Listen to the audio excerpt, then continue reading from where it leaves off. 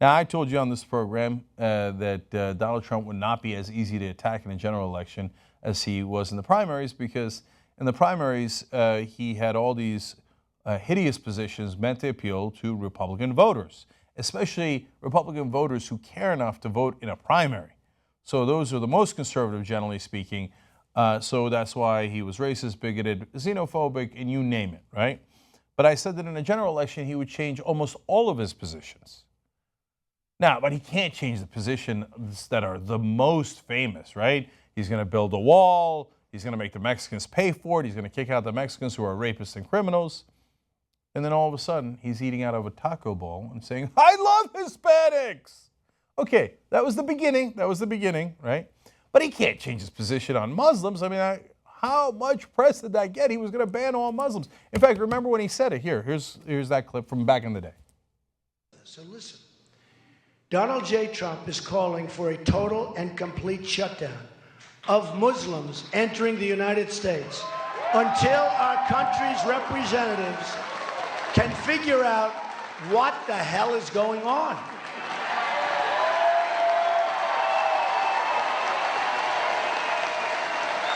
We have no choice. We have no choice.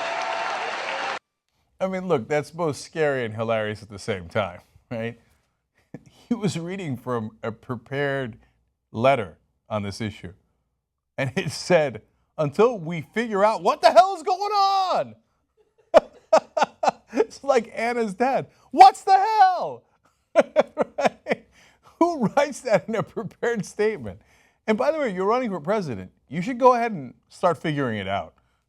But we have no choice. We have no choice. Our country has a problem. It is the Muslim. Throw the Muslim down the well. And who reads his name like Donald J. Trump now says? Dude, you're Donald J. Trump. Just say it. Okay. But I told you that he would even change this position. Now, here we go. It's a temporary ban. It hasn't been called for yet. Nobody's done it. This is just a suggestion until we find out what's going on. All of a sudden, it's just a suggestion. Did I say ban? Just a suggestion. He'd already said the new mayor of London, who is Muslim, would have an exception, and he said many others would have an exception. All of a sudden, that exception looks like it's the rule, and the ban is just a suggestion, but we're not done yet. More from today. And I realized it was a ban. It was a temporary ban, but with an unlimited. That temporary period could go on forever. The way.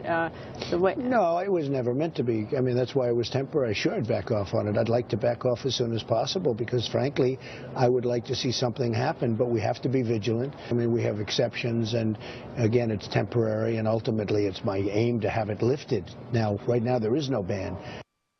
There is no ban.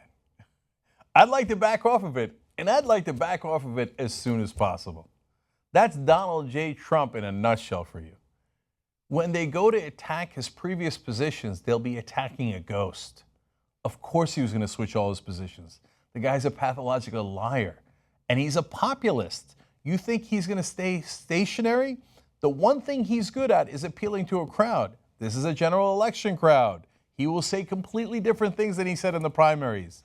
This guy, I know he's a clown, but at the same time, this is the one thing he's good at, and he is formidable. If they don't take him seriously, they're going to be in for a world of hurt. All of those odious positions are going to be gone by the time he gets to the convention. I've said this before, too. He might even switch to being pro-choice. He has no principles. You knew that from day one. You think those were real principles? No, those were just a method to win. Because he's winning in the Republican primary. Now he's trying to win in the general election. Do not underestimate him. And you know who says that? Cenk Uygur.